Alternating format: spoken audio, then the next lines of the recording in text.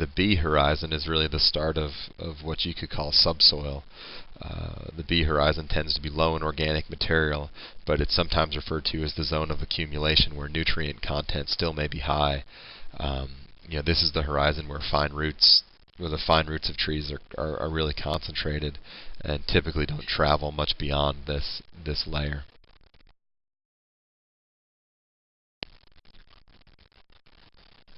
The C horizon consists largely of unconsolidated bedrock, big chunks of bedrock, and also the direct product of weathered bedrock. So this horizon is almost entirely mineral with no organic component, typically really low in nutrient concentration as well.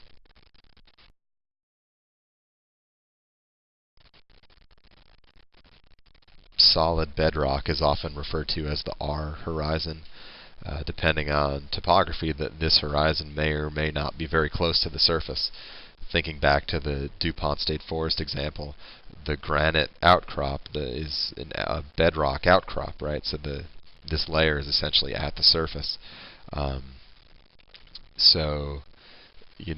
granite outcrop is really present on an exposed portion of the landscape.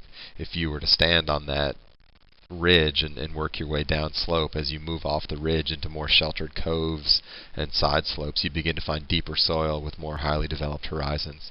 At the foot of the slope below the ridge, you'd probably have to dig a long way to get back to bedrock. But way up on top of the slope in the really exposed topographic position, that bedrock is essentially at the surface. We describe soil based on their physical properties, and the two properties that we're going to focus on here are color and texture. The color of a soil really depends on the mineral composition of the soil, the amount of organic material in the soil, and the drainage class of the soil, how readily water moves through the soil profile. Soil texture refers to the proportion of the different sized mineral particles within the soil. Healthy, productive soil is typically a mix of sand, silt, and clay particles. And typically, healthy soils have a really well-developed organic horizon as well.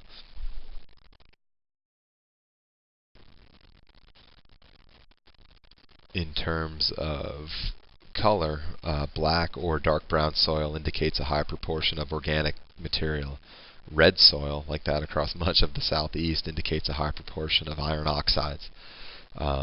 These are geologically very old soils and represent the result of weathering and substantial leaching of these base nutrients over an extended period of time. Red mottling, or kind of red patches in an otherwise brown soil, may indicate a fluctuating water table, essentially the presence of small rust patches where there's an alternating presence of water and oxygen. Blue or green soil may indicate that the soil is poorly aerated, or the soils have been developed without the presence of much oxygen. This slide just provides a comparison of upland soil in a part of North Carolina with wetland soil in a part of North Carolina. Because the wetland soil is saturated much of the year, deep composition is hindered by that lack of oxygen. And there's a resulting buildup of organic matter because of that. And this buildup of organic matter results in the darker color.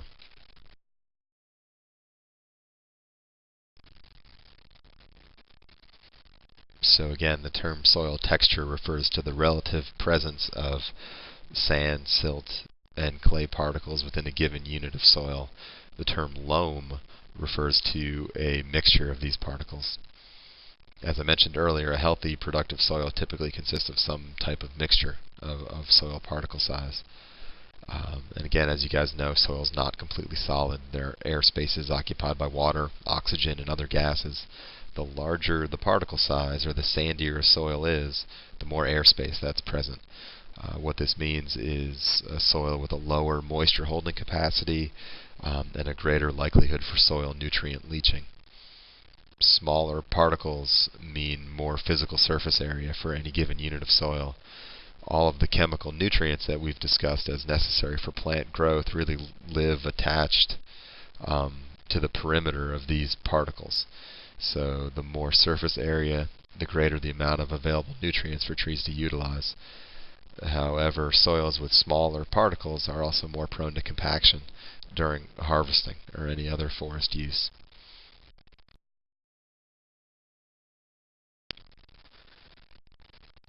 The term cation exchange capacity refers to the ability of a soil to hold and exchange plant nutrients. Cations are positively charged elements like calcium and magnesium. This group really includes some of the most beneficial nutrients for plant growth. The cation exchange capacity really depends on the texture of the soil and the acidity of the soil. Sandy soils have less cation exchange capacity than soils with some amount of clay or a component with smaller particles as a result of the difference in surface area. Acidic soils have less cation exchange capacity as well. Generally, soils with higher amounts of organic matter overall have higher cation exchange capacities, and this is another reason why soil organic matter is so important.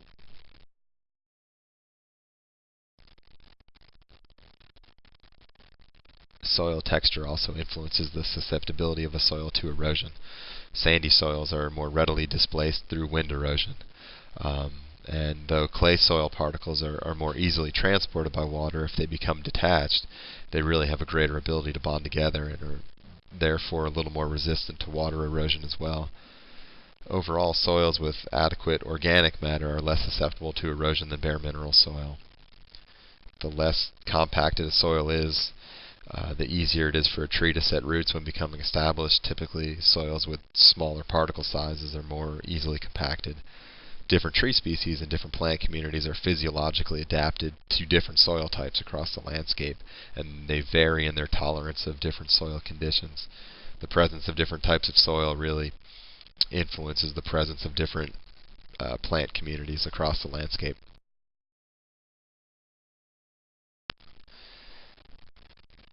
And so just to wrap this whole thing up, I'm just going to briefly describe some of the major soil orders as they relate to regional environmental conditions and different climates. Ultisols are found throughout the southeast as well as in tropical forest settings. Alphasols are found in the central U.S. and parts of the western U.S., and spodosols are found in the far northeast and north-central portion of the country, as well as some areas way out on the coastal plain in the eastern part of the country.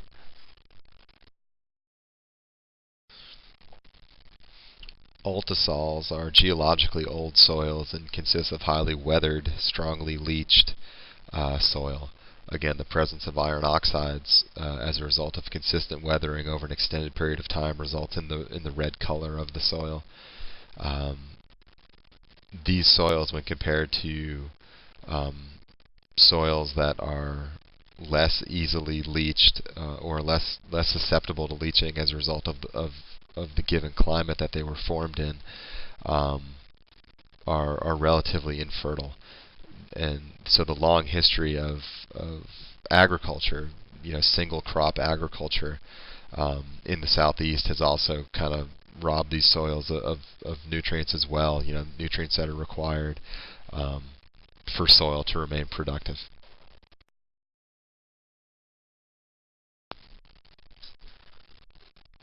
Alphasols are fertile soils, and they're really fertile as a result of limited leaching due to somewhat more of an arid climate when compared to the soils that developed in the southeastern part of the country. And so these soils are some of the most important soils in the world in terms of food production due to this inherent fertility.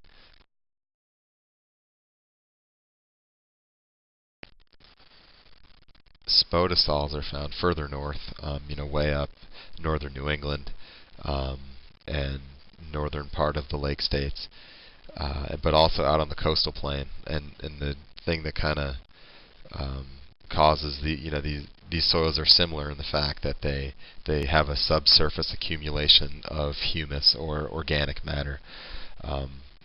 Way up north, this organic material accumulates because of cold temperatures, right? So decomposition occurs a lot slower. The buildup of organic material in some of these coastal plain areas is really a result of water, right? Some of these soils are inundated year-round or periodically inundated with water, and this results in slow decomposition rates as well. Spodosols typically support conifer forests, pine species in the eastern coastal plain, and spruce and fir, also some pine species in the northern parts of the country as well. And so just to close things out here, soil has a huge impact on what has the ability to grow in a given ecosystem, and what grows has a huge impact on everything else. So soil development is influenced by a variety of environmental factors, and in turn the physical and chemical properties of soil can vary widely in a region. But the bottom line is we need to take care of our soil. So with that, I will leave you guys. Have a good week.